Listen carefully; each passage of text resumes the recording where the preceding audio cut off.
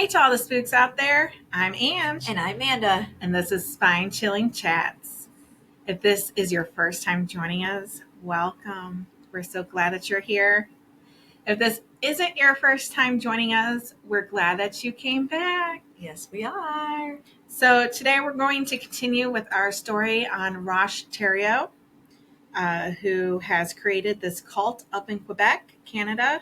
So if you haven't listened or watched part 1, I suggest you do so before you start this episode. Yes. Again, there is a trigger warning for psychological, emotional, physical, sexual, all the abuses, torture, and murder, some of which includes children. So please take care while listening. And if you have anxiety, pop an anxiety pill because it's going to give you anxiety. Or a nice glass of wine. That too. Whatever works. Okay, so last week we left off with Roch and his group. They had to pay for their parts in the death of a 2-year-old Samuel. Which was nothing. Yeah, they got barely any time at all. The police have torched their commune cabin down to the ground and bulldozed the site. The remaining members have hung close by, split up between 4 apartments in Quebec City, all just waiting for Roch to be released from his sentence. So let's get to it. Okay. Roch Theriault was released from prison in February of 1984. Which is no time after this. Well, that's my sister was born in February of 84. Since everything's around somebody's birthday. Yeah, it is. But my birthday's in February, but I was born in 83. Yeah. So my sister was born in 84. I didn't realize she was February too. Oh yeah, my dad did not waste no time. Oh man. Yeah. 11 months and 2 weeks apart. We're considered Irish twins. Yeah. Mm-hmm. Geesh. Yeah. And yet you're not Irish, you're Puerto Rican. I know, right? His followers wanted to stay together in the city, perhaps in a rented house, but Roch had other ideas. Roch wanted them all to go back into the wilderness of the woods and start all over again. You know what, though? Good. Yeah. They don't deserve to live in society. Well, I don't think their way of living would work in society and around society.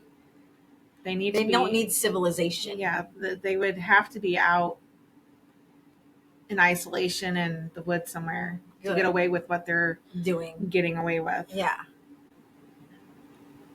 Right there. But this time on Lot 4, Concession 5 in Somerville Township, Burnt River, near the town of Lindsay in Victoria County, Ontario. I know that's a long list of stuff, but that's what it says. He had stopped drinking. He told them all that. And he told them that there wouldn't be any more violence.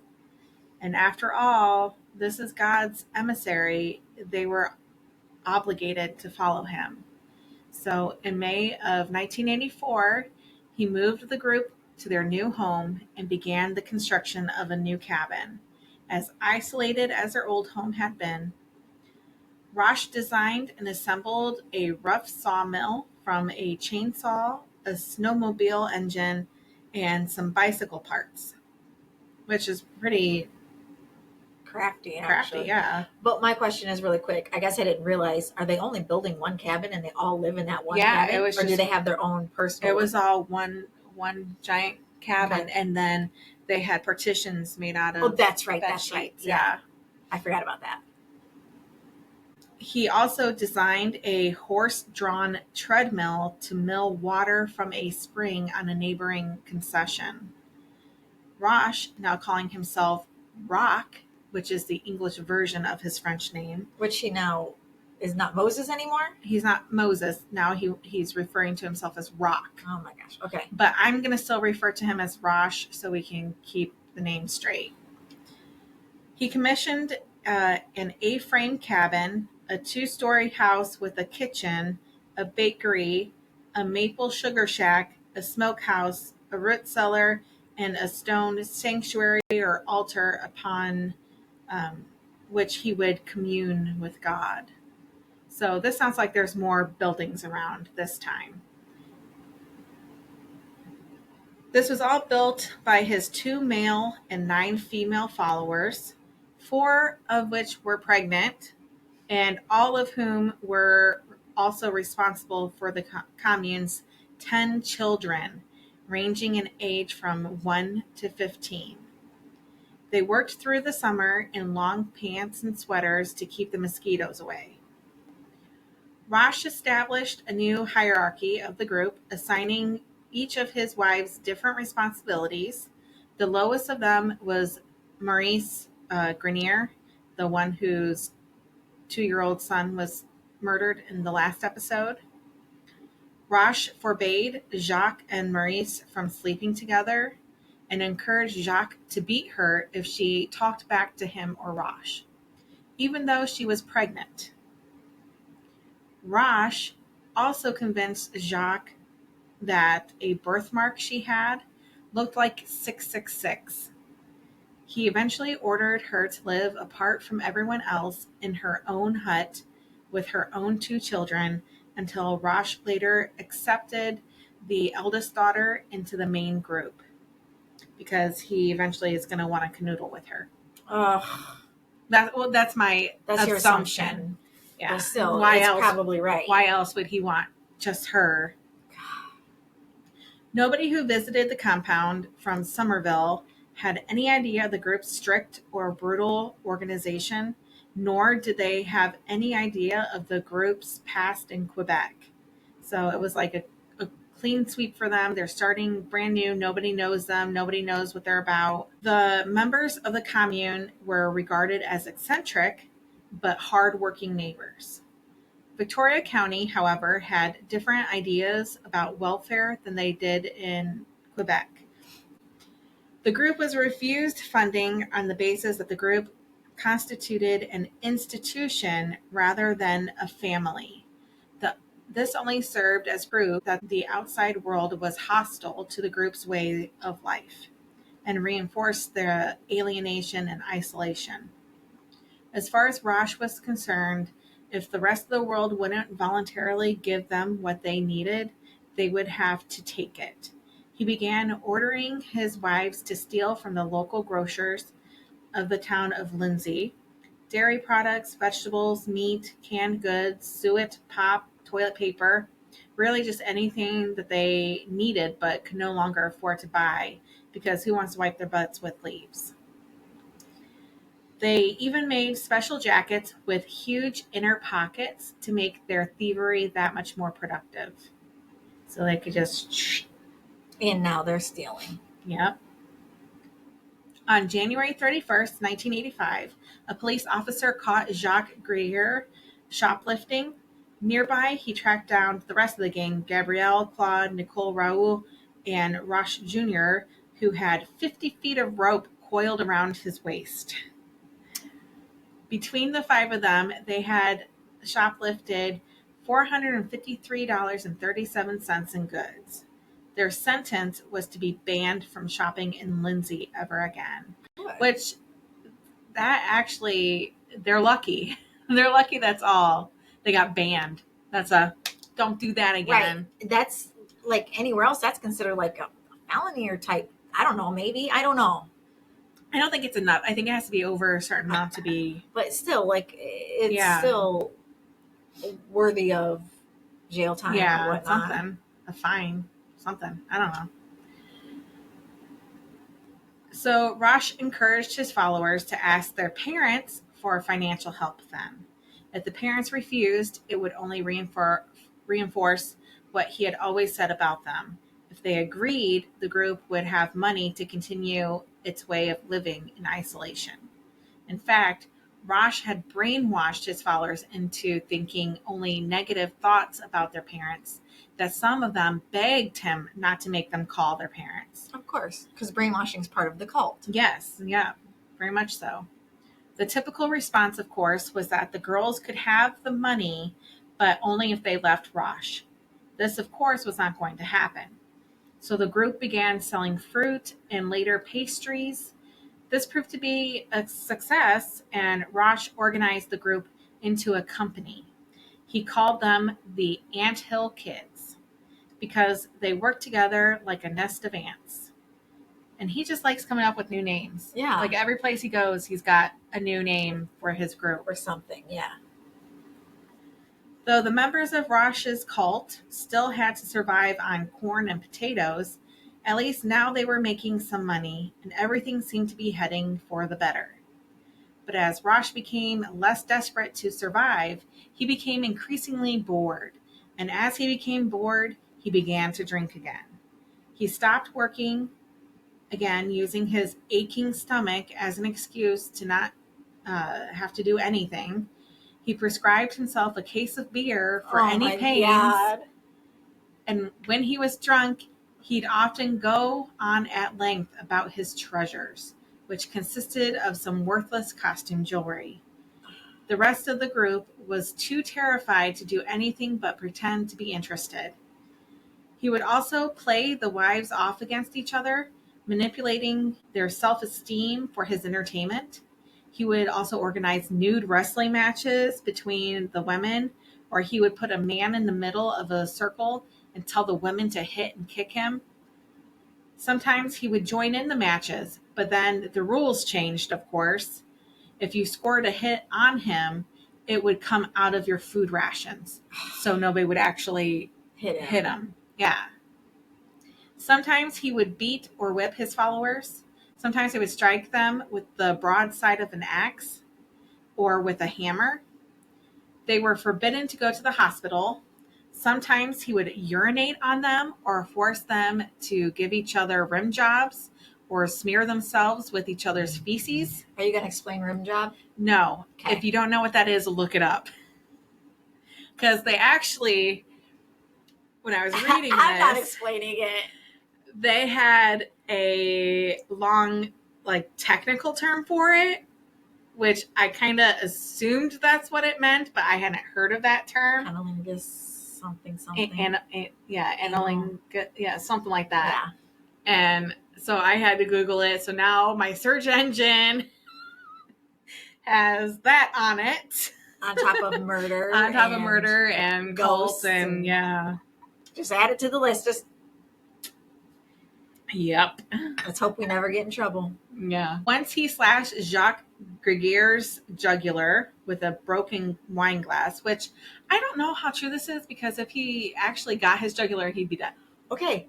My guy friend just told me a story about somebody getting stabbed in the jugular by, he was watching a video and they had some explosive and he shot it and the thing came back and hit him in the jugular.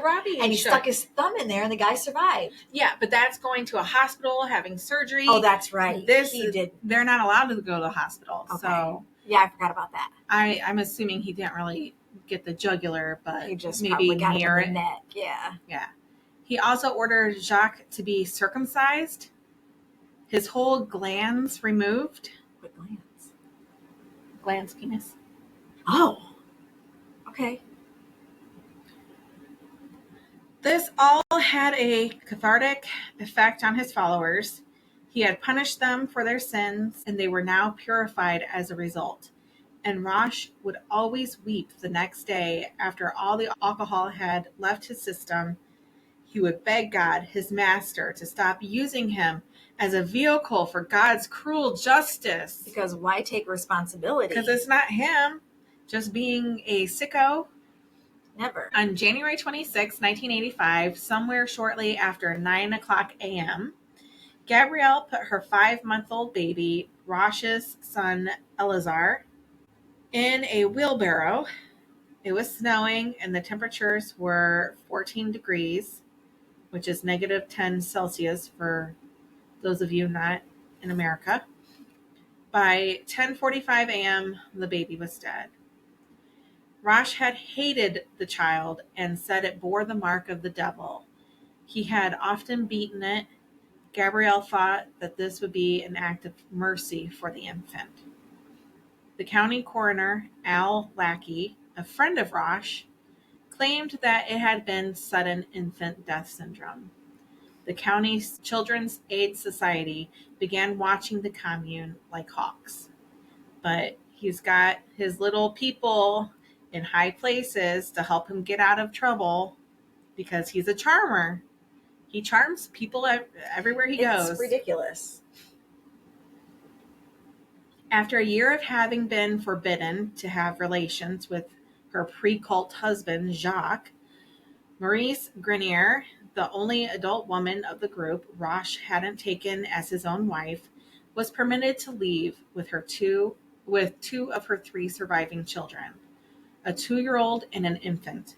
The only condition that her eldest daughter, the girl she had born before her days with the cult, and who was now nearing puberty, remained behind, destined to become the next of Roch's wives. Maurice didn't waste any time and got the hell out of there. I don't know. That's a toss. I wouldn't want to stay there. Absolutely not. But I also would not take the deal of you getting my child either.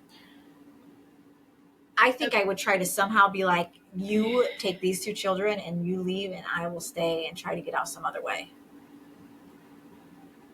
Like sneak them out in the middle of the night type of thing. Oh. Well, then why wouldn't you try to sneak all 3 out?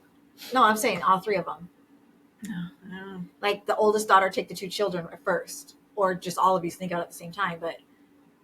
But you got to remember that these children have been raised in this. So they're probably in the mindset that it's okay. Yeah. And we know that Roch doesn't like her. So he's probably made her children think that she is nothing.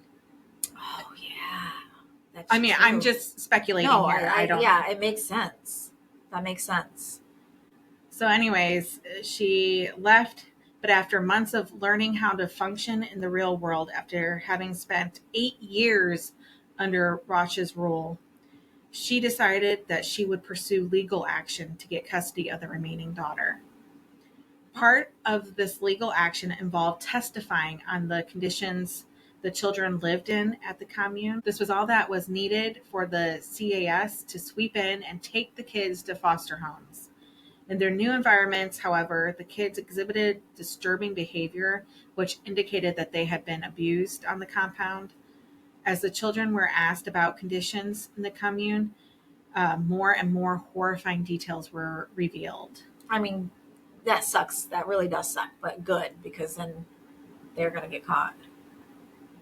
So Roch separated the children of the compound into 2 groups.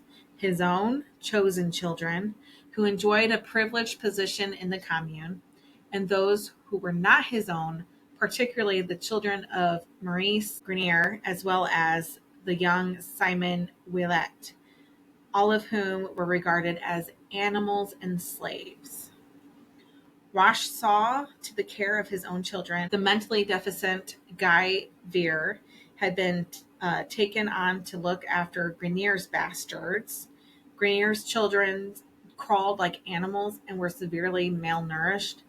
Adults and children alike were, but for the most part, forbidden from speaking to them. So adults and children weren't allowed to talk to the other children. They were just treated like animals.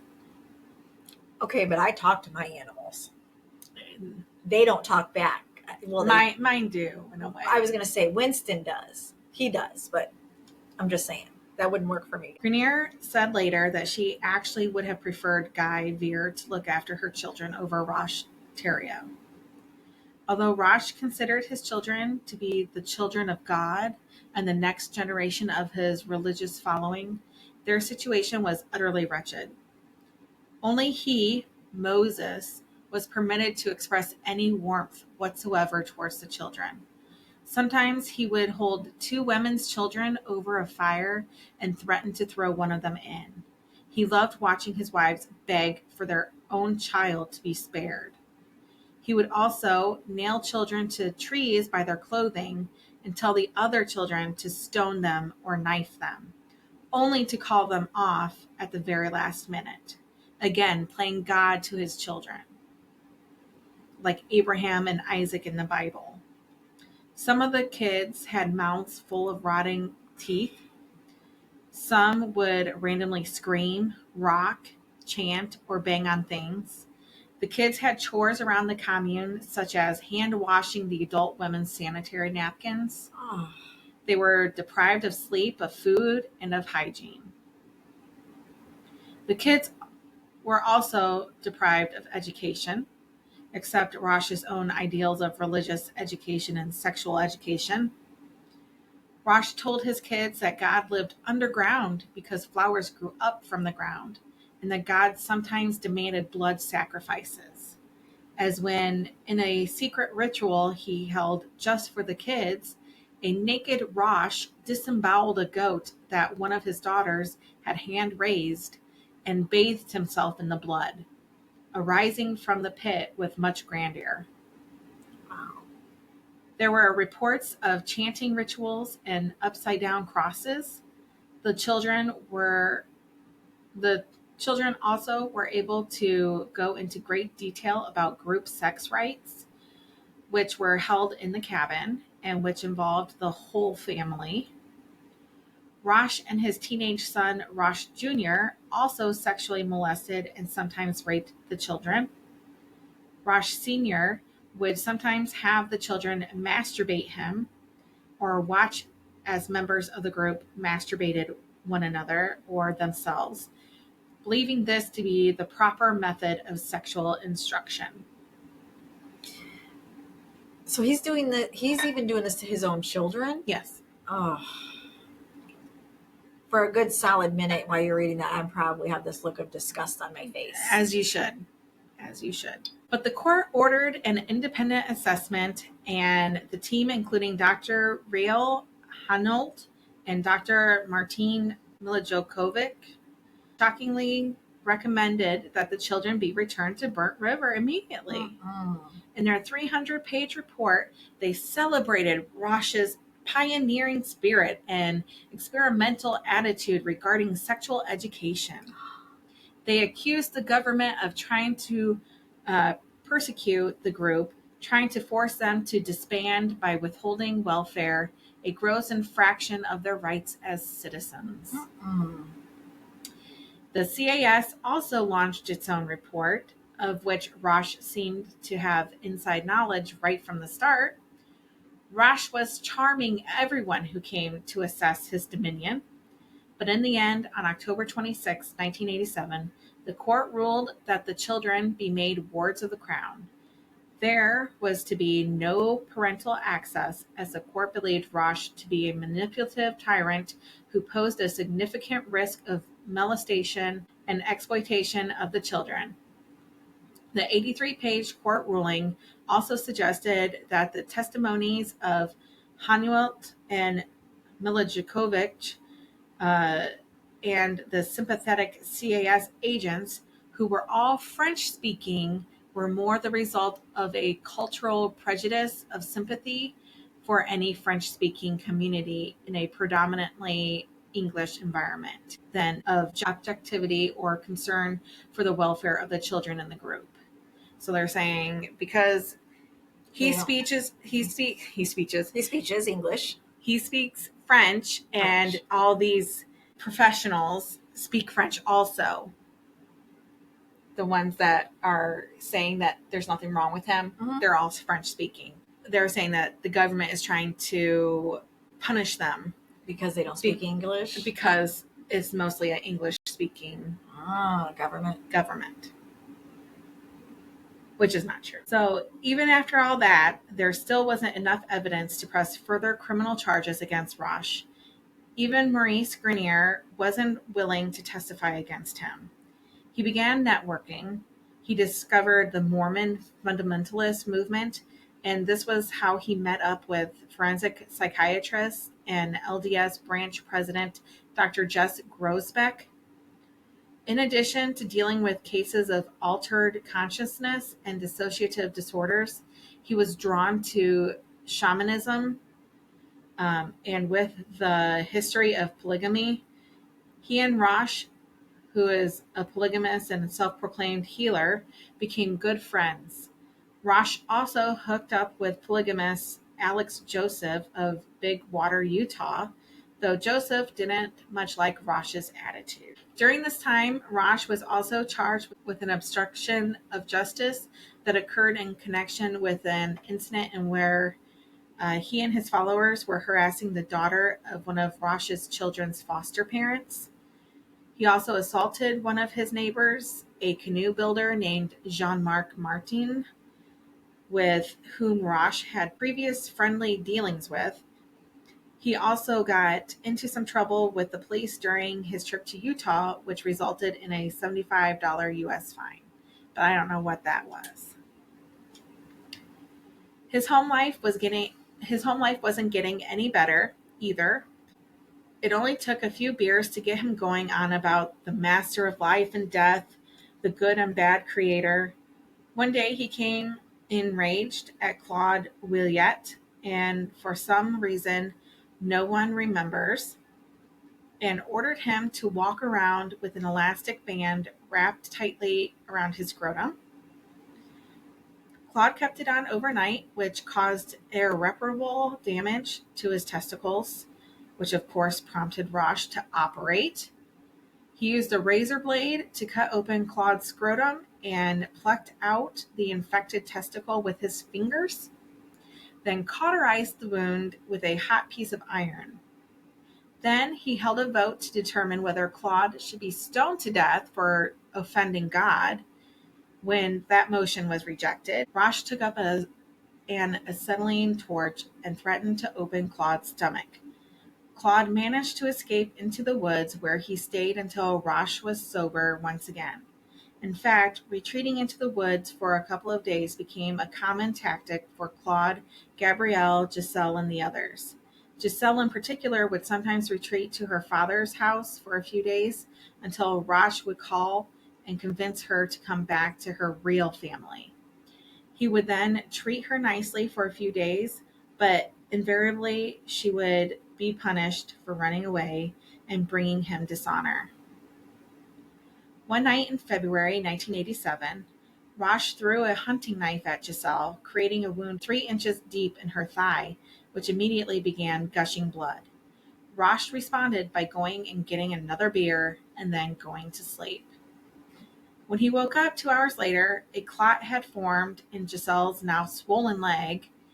Roch decided to operate, pressing the leg to cause the wound to reopen, probing it with a red-hot iron file, and pouring cup after cup of boiling water on the leg. A week later, the wound was unsurprisingly infected, so Roch decided to fill the wound with salt, olive oil, and spruce gum. After her leg healed a bit, which I'm surprised it did at all, Right. she tried to escape again. But a few days later, she went right back to Roch. She had to stay with her husband. After all, it was her role in God's plan. He passed the acetylene torch over Jose's back until the skin bubbled. He also passed it over Nicole's stomach the day she gave birth for the first time. He hit Jacques in the head with a blunt axe and broke his ribs with a wooden club. He punched his firstborn son, Roch Jr., in the face when he refused to wrestle his brother Francois. He beat Nicole, who was 3 months pregnant, causing her to miscarry. On another occasion, he shot a bullet through her shoulder. He broke Giselle's ribs with his steel-toed boots. He methodically sprained Claude's toes. Another time, he used a piece of broken glass to slice Claude's arm open.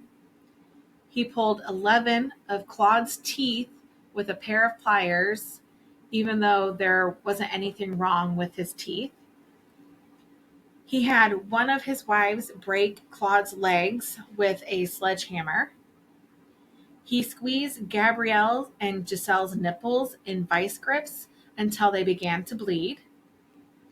He hog-tied Claude and suspended him from the ceiling for an hour. He ordered his wives to pluck Claude's pubic hair bald. And he poured boiling water on Claude. Another time, he made Claude sit down on a lit stove. He beat one of his horses to death with a chain and ordered Claude to burn the body. He made his followers eat excrement and dead mice. He punched Solange in the neck, knocking her out. He shot a gun at Claude. He had Jacques pound Gabrielle's thigh with a sledgehammer. He squeezed Gabrielle's hand in a vice. He whipped Gabrielle in the eye with his belt. He stuck a hypodermic needle in her back with an unknown concoction in it and then twisted it so the tip broke off under her skin. He burned Gabrielle's breast and genitals with the torch. He had Jacques cut off half of Gabrielle's left pinky finger with a pair of wire cutters. He broke Gabrielle's fingers with a board. He made her cut a hole in the ice of a pond and jump into the freezing water. He threw a knife at Francine and at Maris. He broke Solange's cheekbone when she was 6 months pregnant. At one point, Gabrielle's uterus prolapsed. After a hard day of working, it actually protruded 3 inches out of her vagina. So Roch attempted to fix it himself, punching the uterus back inside Gabrielle's body and fashioning a wooden cone and truss to plug everything up. Although Gabrielle fled to a women's shelter, she returned to the compound instead of seeing a doctor. Roch's next treatment was to tie a piece of string around the exposed portion of uterus and yank at it like a loose tooth. Can we take a time out? Yeah. That made me sick. Oh my gosh, you guys.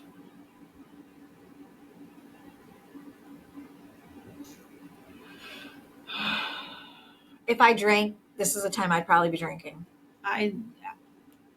I cannot even imagine.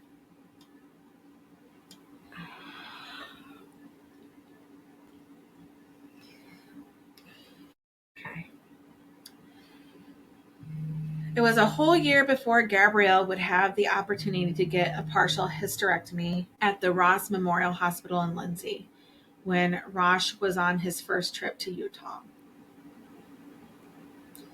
I'm so surprised she survived that. Exactly. To be honest. Exactly. Because, a hysterectomy is a big deal, and he was just trying to pull out her uterus. Yeah. She could have bled to death. Yeah. Wow. They always held Roch Theriault blameless. This is a letter Solange wrote to Roch. Good day, Moses, my master. I would have liked to have talked to you yesterday evening, but I think it is preferable to write these things down rather than saying them for fear of talking too much. I am going to talk to you about the last fit of anger that your master exercised through you. I really believe that what you did doesn't come from you, but from someone much higher. For my part, I really believe that you were possessed by a very powerful spirit. That's what I saw in what you did. The throwing of the knife, the rifle shot, the harm done to Mammy. My eyes saw things that went beyond them. My body is very afraid of all these things. I understand it very well because of the law of death in which it exists. But within myself, I am well. I am very well and very happy to belong to a real master who himself belongs to the only real master of life. Love, Rachel, which is Solange Bulliard's biblical name. In the fall of 1988, Solange began to feel ill. Roch convinced her that there was something wrong with her liver and that there would have to be an operation. One afternoon, he got exceedingly drunk.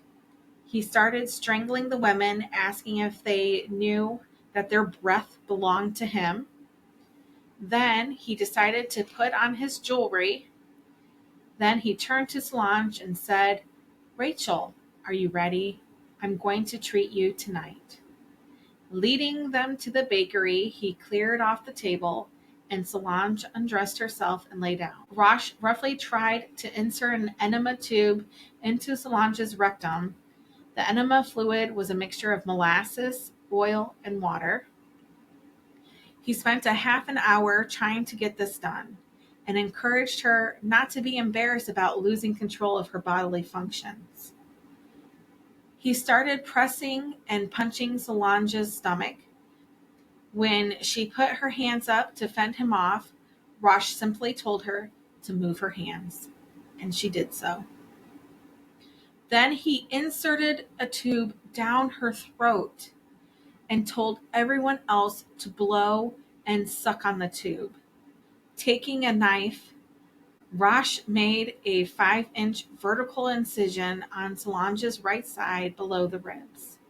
Then he pulled out a strip of tissue, about 4 inches long and a quarter of an inch thick, and tore it off, telling her, "There, you're going to be all right."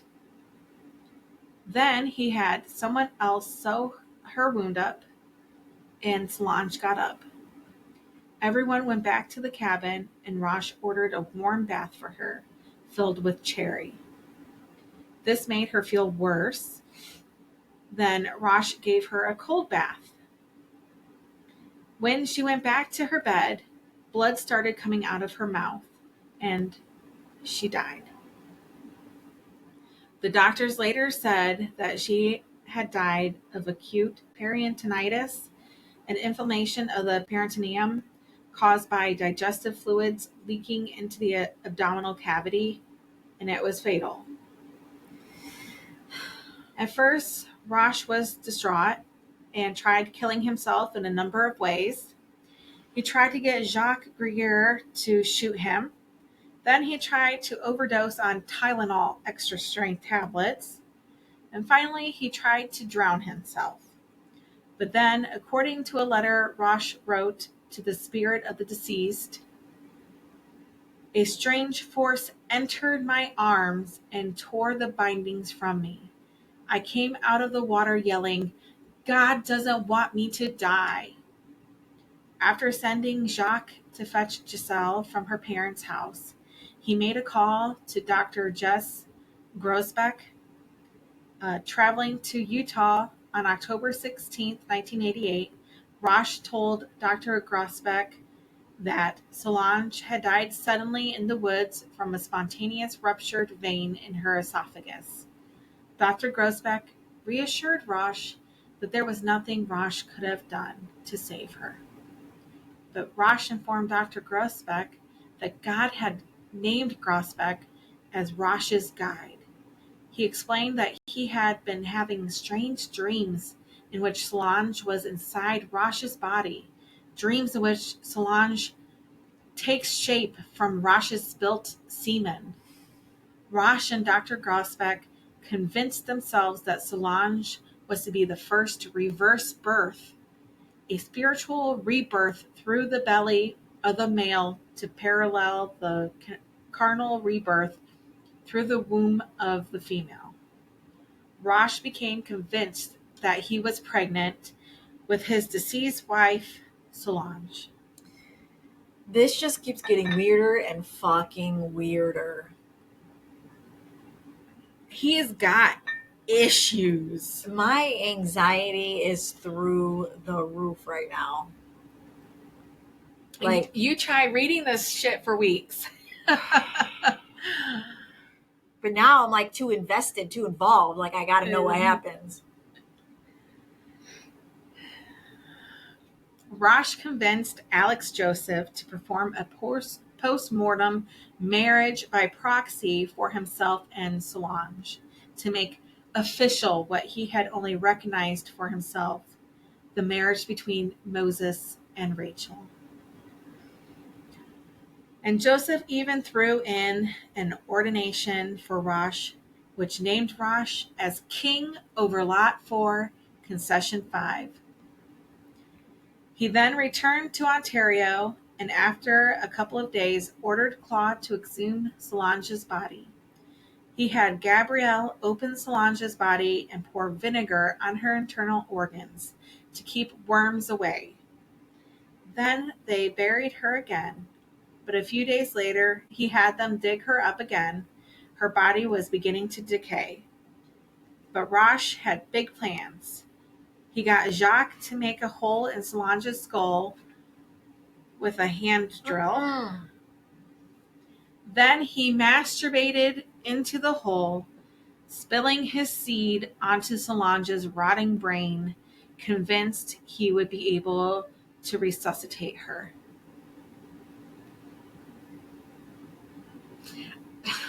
I don't have any words. Like, I have none. This poor woman. Like, she's dead. Don't you think she's been through enough? You fucking killed her. Now it's torture. Like, she's dead, but like it's You're mutilating her body. Yes. And masturbating in her skull. She's not coming back, guy. She's not. Giselle told Roch that Solange's wish had been to be cremated, and Roch agreed to have the group burn Solange's body. Before the cremation, he had Gabrielle remove one of Solange's ribs, which Roch kept in a leather wrapping to carry around with him. After the cremation, everyone took some of the bones to keep. Roch collected some fragments and put them in a jar with olive oil as a preservative. He would regularly masturbate into the jar in his sanctuary and in his bedroom in an attempt to bring Solange back to life through reverse birth. That ain't how it works, babe. Can't jizz in a cup with bones and think that It's gonna grow something. yeah, it's going to turn into something. Ugh. That's disgusting.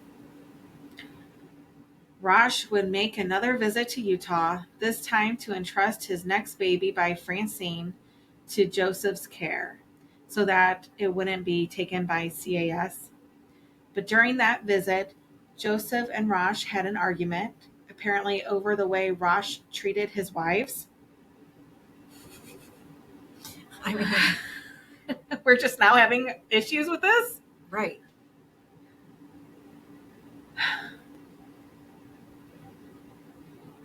Joseph successfully stood up to Roch, and this made an impression on Roch's wives. Someone had stood up to Moses and triumphed. Roch was not all-powerful. This, however, only motivated Roch to be even more strict in order to keep control of his family. This wasn't entirely successful. Jose Pelletier left Roch for good in the winter of 88 to 89. However, Roch did succeed in concealing the birth of 2 more children, as well as hiding all knowledge of Solange's death from her family and from the police. In July 26, 1989, Roch became drunk.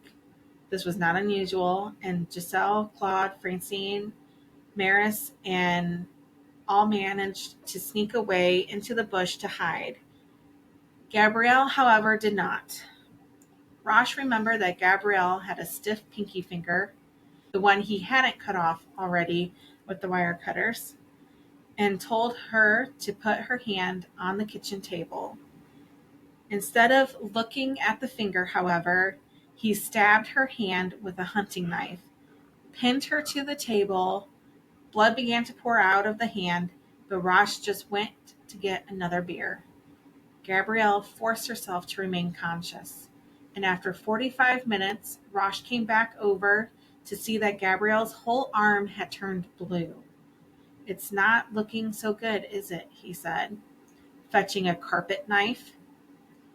He began whittling her arm away halfway between the elbow and the shoulder. He whittled it all the way to the bone. Too drunk to finish, he called Chantel over to finish the job.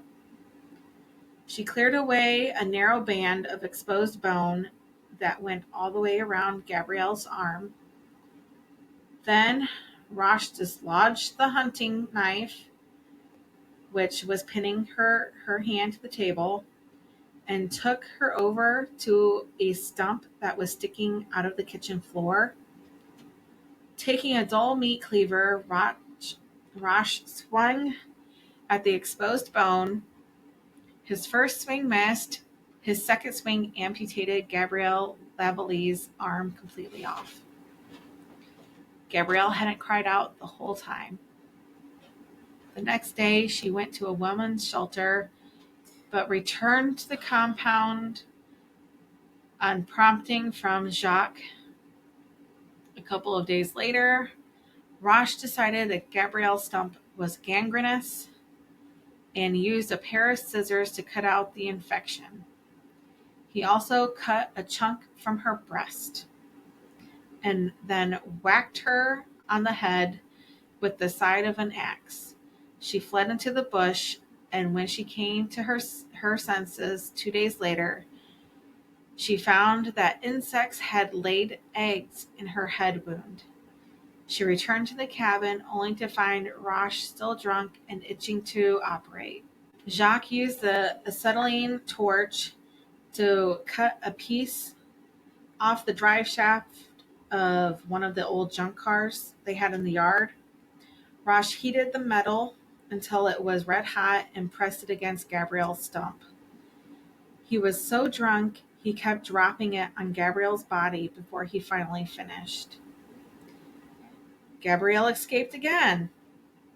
On August 16th, 1989, she made it to a hospital and concocted some story to explain her missing arm. But the police were called, and the constable filed a charge of aggravated assault against Roch Theriault. But when the police arrived on August 19th with a warrant for Roch's arrest, the compound was deserted. Roch Theriault, Jacques Gregier, Chantal Labrie, and Nicole Raoul, together with the 2 youngest babies, had fled to Quebec. The others had gone home to their families. Roch's spell finally broken for them. It took the police 6 weeks to find Roch, and it was not until October 6, 1989, that Giselle decided to tell anyone about Solange's death. Unknown to Giselle, the very day Roch was apprehended by police at last, everyone pleaded guilty to all charges laid against them relating to Gabrielle's amputation. Roch netted 12 years, later reduced to 10 years because of Roch's genuine remorse and concern for the victim, in the words of the court. Jacques, 5 years. Chantal, 2 years, less 1 day. And Nicole, 18 months. The police also pressed charges against Roch for first-degree murder, but when the court found there was insufficient evidence that the murder had been premeditated, Roch was committed to a trial for second-degree murder. Roch's lawyers made a deal that Roch would plead guilty to his charge if no further charges were brought against him. On January 18, 1993, Roch Theriault was sentenced to life in prison.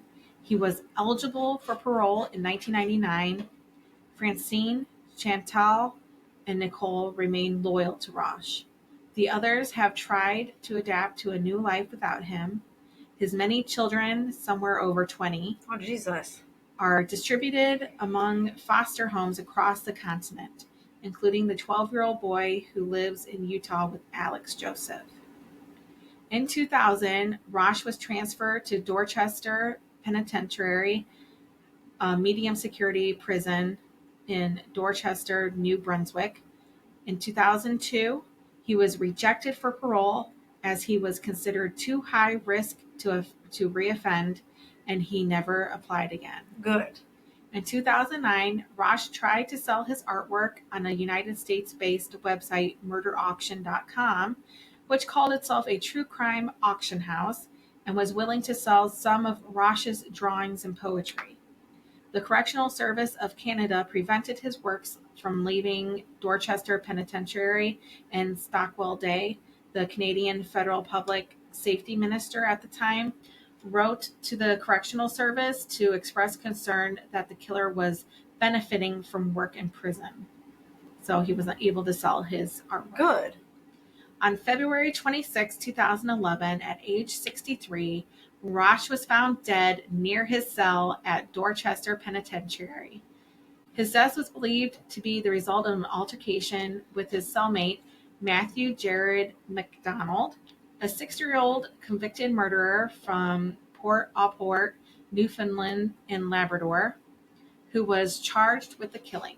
Good. Matthew pleaded guilty to second-degree murder and was sentenced to life in prison, having already been serving a life sentence for a previous murder charge. Matthew had stabbed Roch in the neck with a shiv, walked to the guard station, handed them the weapon, and proclaimed, "That piece of shit is down on the range. Here's the knife. I've sliced him up." You know what? Good, because that's karma, number one. Number two, dude's already in there for life. Yeah, might as well so fucking might as kill well. a piece of shit. Yeah. And that, my friends, is the end of the most disturbing thing I've researched in a while. Probably since Albert Fish.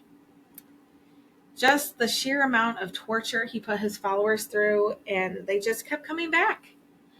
I've never been in a cult or an abusive relationship, thankfully, so I have a hard time understanding that mindset.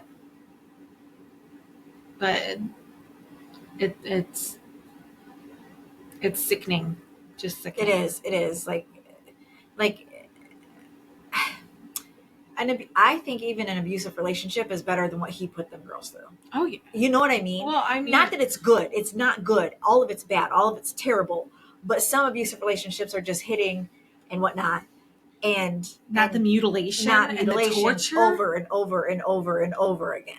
And they were so brainwashed and so manipulated that they just kept coming back. Yeah. They had escaped so many times. But they came back. And they kept coming back. Yeah. Yeah. I just feel bad for them. Yeah.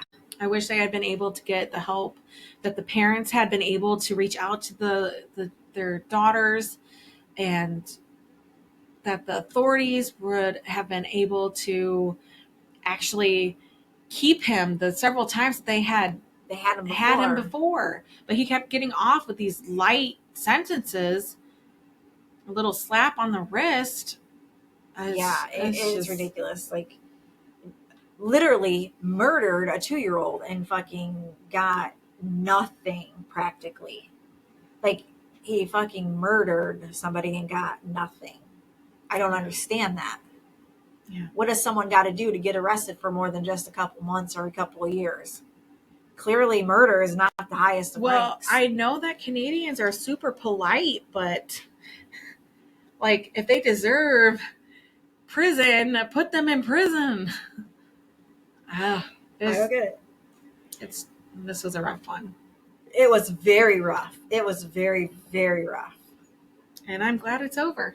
Me too. Well, guys, if you have any stories you want us to look into, any other cults you want us to look into, any glitches in the Matrix, any sexual encounters with the Fae, anything, murders, hauntings, demon possession, like anything, just tell us what you want to hear. We'll do our best to do it. You can send those into spinechillingchats@gmail.com, or you can go to our website, www.spine-chillingchatspodcast.com, and submit them there. We also have a link to our merch there. Yes, buy some merch. You can see our bios and some pics of us. We did a fun Halloween ghosty and witchy shoot, out. so the pictures are on there as well. Check us out on Facebook, Instagram, TikTok, YouTube. We're on all the things. All the things. So check us out, like us, subscribe, tell your friends, share, all of it. Please comment. Yes, we love we getting want the to comments. interact with you guys. Yeah. We want you guys to talk to us. Yeah. We love you guys. We want your support. We think that you guys are fucking phenomenal. And we want to keep doing this. Yes. And it makes us feel like it's worth doing this if we get feedback that you're actually listening. Yes. So and we know some of you are. So yeah, say hi. We've gotten some messages already. So we want to keep doing this. So yeah, let's keep it going. Yeah, guys. All right. Whatever to make you happy, guys. Yes. Whatever to make you happy. If it makes you happy, it can't be that bad. I forgot the words. I was trying to think. Leave me hanging. Okay. All right, guys. Well, we hope you had fun. We hope you come back. And most of all, we hope you keep it spooky. Bye, guys. Bye.